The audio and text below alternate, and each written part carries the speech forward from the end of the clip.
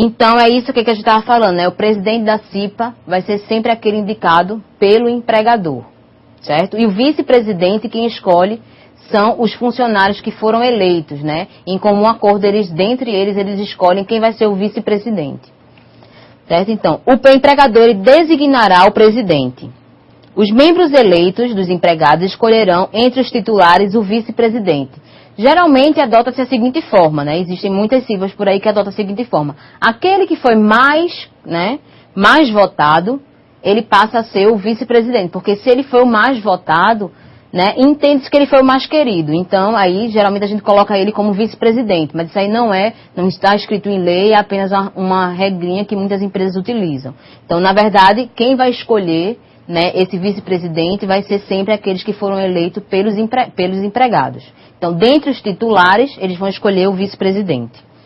Os indicados e eleitos serão empossados no primeiro dia útil após o término do mandato anterior. Então, se a gente tem um mandato de CIPA que está encerrando hoje, né, dia 5 de maio, então no dia 6 de maio assume a nova gestão. Tá? Então, não passa nenhum único dia sem representação da CIPA, né, sem gestão da CIPA. Então, pode acontecer situações onde, a gente vai falar um pouco mais lá na frente, onde a eleição não foi válida, né, teve alguma fraude, alguma coisa, e o auditor fiscal, ele barrou aquela votação, aquela eleição. Então, a gestão que está, né, em atividade, ela vai ter seu período de mandato postergado, vai aumentar, né, vai prolongar, né, essa sua candidatura até, né, a ser constituída uma nova gestão, né, uma nova CIPA. Mas aí nunca vai passar um único dia sem representação da CIPA. O secretário e seu substituto serão escolhidos pelos indicados e eleitos em comum acordo. Então, o que acontece? O secretário, né, ele não precisa ser representante da CIPA. Né? Muitas vezes as pessoas nomeiam entre os cipeiros o secretário. Não precisa ser sempre, né, dentro da CIPA, né, dentro da Comissão Interna de Prevenção de Acidentes, aquele secretário. Pode ser uma outra pessoa que seja nomeada. Eles acham importante que a secretária do chefe fazer a função de secretária da CIPA porque ela já conhece as atividades, já conhece a atribuição. Então, se o empregador admitir, porque a partir do momento que você escolhe um secretário fora a CIPA, é preciso que haja consenso com o empregador. Se houver o consenso com o empregador, tudo bem, não tem problema nenhum. Ou então, é escolhido entre os cipeiros. Então, teve 6 cipeiros, então, dentre aqueles, né, vai ser nomeado um que vai ser o secretário e um outro que vai ser o suplente dele. Né? Então, na ausência do secretário, né, então vem o substituto, né, que vai ser o suplente, é o substituto do secretário. O secretário, quando ele não é indicado, quando ele não faz parte da representação, não é indicado não, quando ele não faz parte da representação da CIPA, daqueles eleitos, né, então vem uma pessoa de fora, ele também não tem estabilidade, tá? O secretário não tem estabilidade, nem se ele foi indicado pelo empregador, nem se ele foi escolhido, né, uma pessoa fora, exemplo a secretária que a gente falou para vocês. Então, na indústria em que eu trabalho, eu sou a secretária da CIPA da gestão atual, né? A gestão 2010, eu sou a secretária. Por quê? Eu já sou a pessoa que está lá em todas as reuniões, então nada mais justo que eu fosse secretária, né, para fazer esse trabalho, para que a gente não designasse uma outra pessoa, porque a CIPA, né, que a gente que trabalha lá na empresa, são apenas 4 representantes, né, 2 do empregador e 2 dos empregados. A gente tem um titular e um suplente. Então, para que não houvesse, né, dentre esses 4, a gente tirasse um que fosse o secretário, porque é interessante que seja uma pessoa que escreva bem, né, que ela sabe elaborar uma boa ata de reunião. Então, para que não fossem eles, a gente coloca geralmente o técnico de segurança, né, porque ele já vai estar lá em todas as reuniões mesmo, então não vai ter nenhuma alteração. Certo? Alguma pergunta, Tatiana? Temos sim, algumas perguntas aqui. Vou ler agora. Do Polo Sapé, na Paraíba, o aluno Severino. O empregador indica dos candidatos da CIPA, representantes dos funcionários, ou qualquer funcionário pode se candidatar independente da vontade do empregador.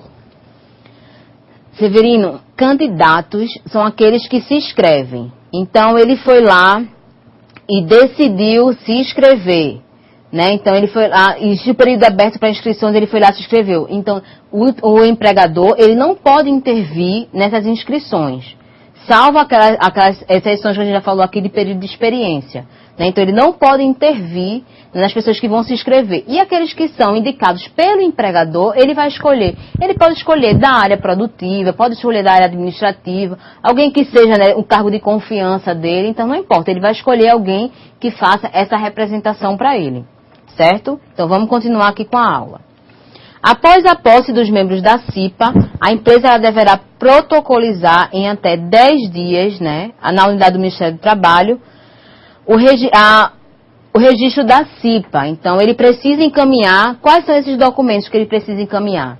Ele precisa encaminhar a ata, né, da eleição, ele precisa encaminhar o calendário das reuniões ordinárias, a gente vai falar um pouco sobre reuniões ordinárias e extraordinárias, né, onde esse calendário precisa constar a data, hora, dia, local, né, período, então tudo isso tem que estar lá bem descrito. Então, se você coloca o dia e o mês que vai acontecer aquela reunião e não coloca o horário da reunião, nem o local, essa ata ele vai voltar, vai ser inconsistente e o auditor fiscal ele vai lá para averiguar. Então é bem complicado isso. Por que eles precisam desse calendário?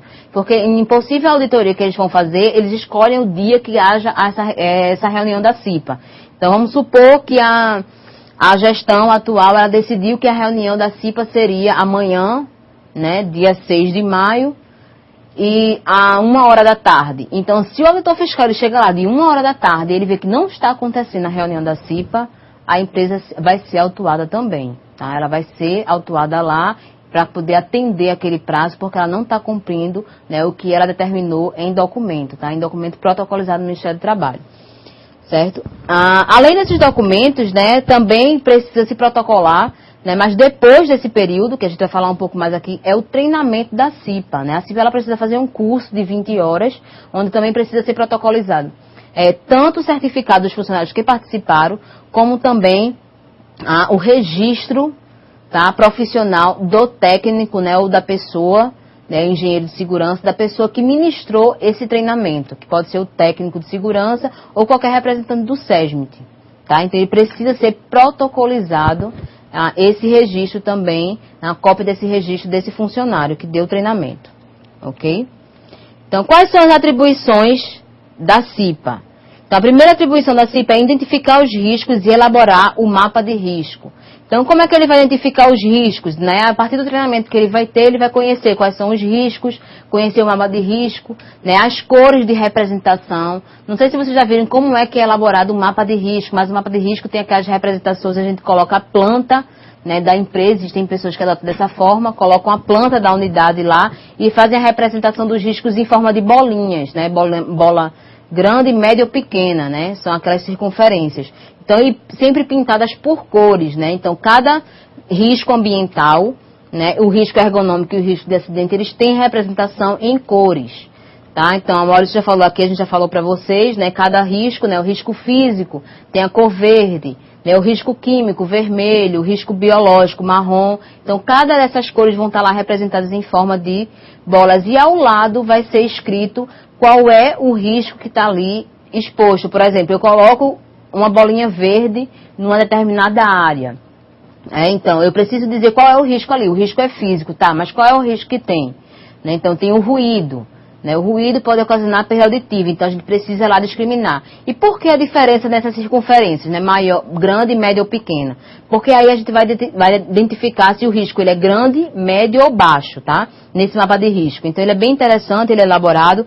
Se tiver a oportunidade de entrar numa empresa, vocês vão lá e localizem, porque ele tem que estar sempre à mostra, né? Local visível, para que todos vejam, inclusive os funcionários e visitantes que vão à fábrica, Desculpa, a fábrica é porque eu trabalho numa fábrica, né? Mas a unidade é o estabelecimento que eles vão visitar.